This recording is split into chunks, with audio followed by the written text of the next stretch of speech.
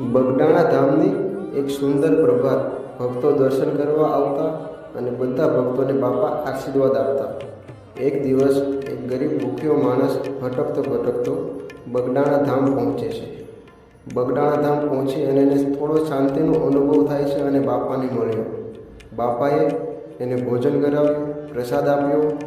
એવામાં ભોજન લેતા એ ગરીબ માણસની આંખોમાંથી આંસુ આવી ગયા. ત્યારે બાપાએ એ ગરીબ માણસને આશીર્વાદ આપ્યા. એ આશીર્વાદની સાથે ગરીબ માણસનું જીવન બદલાઈ ગયું, શાંતિનો અનુભવ થયો.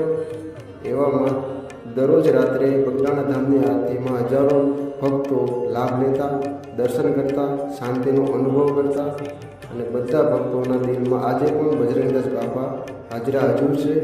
બોલો જય બાપા સીતારામ.